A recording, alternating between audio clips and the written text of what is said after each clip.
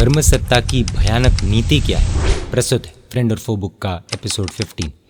कर्मसत्ता की कातिल कुटिल नीति, डिवाइड एंड रूल। हिंदुस्तान के राजा कमजोर नहीं थे, शक्तिशाली थे, डरपोक नहीं शूरवीर थे।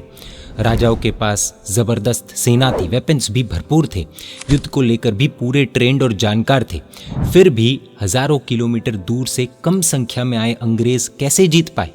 आखिर कैसे उन्होंने पूरे भारत को गुलामी के बंधनों में जकड़ा? भारत के राजाओं की सेना और अंग्रेजों की सेना का कंपैरिजन करें तो ऐसा लगेगा जैसे कहा हिमालय और कहा राई, कहा हाथी और कहा चींटी। ऐसी सिचुएशन में अंग्रेजों के जीतने के 10% चांसेस भी नहीं थे, फिर भी वे जीते। ये फैक्ट है। आखिर किस बल पर? शत्रु पर फतेह पाने का तरीका। अंग्रेजों ने डिवाइड एंड रूल यही मेथड अपनाया था, जिससे भारतीय आपस में एक दूसरे से लड़ झगड़ कर कमजोर बन जाए, फिर उन पर हम राज करें। इस कातिल भेद नीति के चलते मुट्ठी भर अंग्रेजों ने हिंदुस्तान का हर रूप से शोषण किया, एक्सप्लॉयटेशन किया।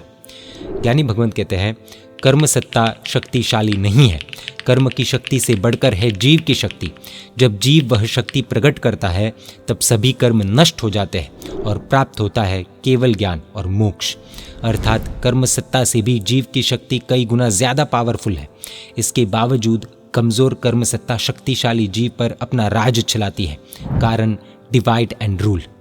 ये कर्म सत्ता जीवों में आपस में मैत्री न रहे, एकता न हो जाए, इसलिए शत्रुता की भयंकर दीवार खड़ी कर देती है और फिर मजे से राज करती है। अनंत काल तक जीव को मोक्ष जाने नहीं देती, इधर उधर पटकती रहती है। कर्मसत्ता जानती है कि ये जीव आपस में जब तक लड़ते रहेंगे तब तक मेरा राज चलता रहेगा।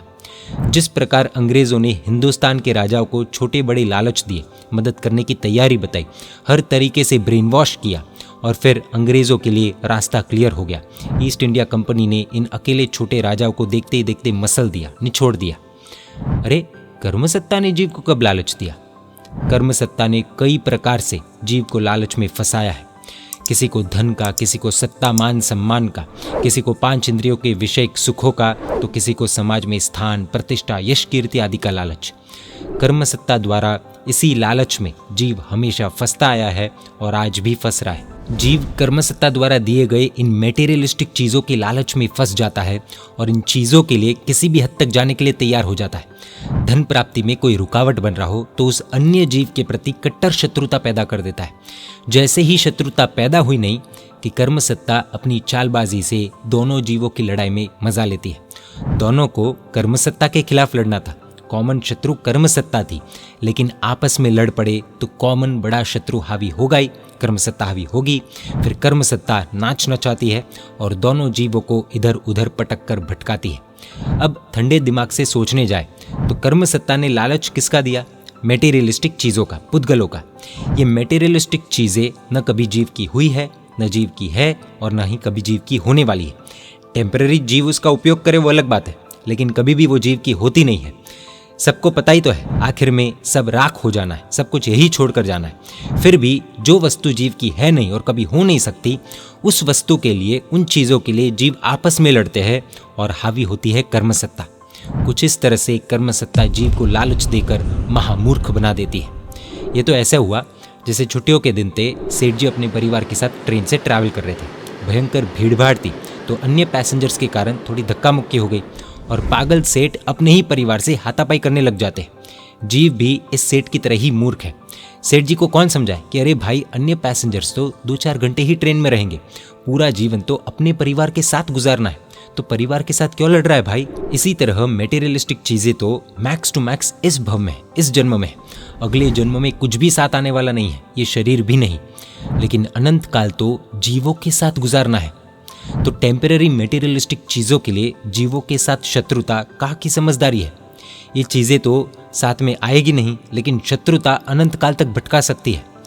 ज्ञान, दर्शन, चारित्र आदि आत्मगुणों के कारण कभी भी किसी भी जीव के साथ शत्रुता नहीं होती। कम ज़्यादा मेटेरियलिस्टिक चीज़ों के कारण ही शत्रुता होती है। कम ज़्यादा अच्छा बुरा देना, यही तो कर्मसत्ता के द्वारा जीवों को आपस में लड़ाने का कातिल शस्त्र है। एक के पास महंगा फ़ोन, एक के पास सस्ता फ़ोन, एक के पास 4 BHK flat with extra ordinary interior design furniture, एक सीधा साधा 2 BHK में, एक के पास करोड़ों रुपए तो दूसरे की जेब में मुश्किल से 500 रुपए। एक बहुत ही ज़्यादा ब्यूटीफुल और दूसरा बिल्कुल भी ब्यूटीफुल नहीं। बताई गई इनमें से एक भी चीज़ परमानेंट रहने वाली नहीं है। फिर भी एक दूसरे की ये चीज़ें देखकर, टेम्पररी स्टेटस देखकर, ऐसी चीज़ें जो साथ में आने वाली नहीं है, फिर भी ये देख कर हम कंपैरिजन करते रहते हैं और किसी ना किसी के प्रति ईर्ष्या, शत्रुता, क्रोध, मान, माया, लोभ करते रहते हैं। कर्मसत्ता को यही तो चाहिए कि जीव लड़ते रहे। जब तक जीव लड़ते रहेंगे तब तक कर्मसत्ता के अधीन रहेंगे, कर्मसत्ता का राज चलेगा। इन शॉर्ट, कर्मसत्ता ने डिवाइड एंड रूल करने के लिए पुद्गलों को, मेटेरियलिस्टिक चीज़ों को मोहरा बनाया है और हम सब इसमें फंसते जा रहे हैं। तो भाई जब आपस में लड़ते तब क्या होता है पता है? जानेंगे एपिसोड 16 में। यह पुस्तक फ्रेंड और फो हिंदी, गुजराती और इंग्लिश तीनों भाषा में हृदयोद्गार.com वेबसाइट पर अवेलेबल है। जय जिन शासन, जय महावीर।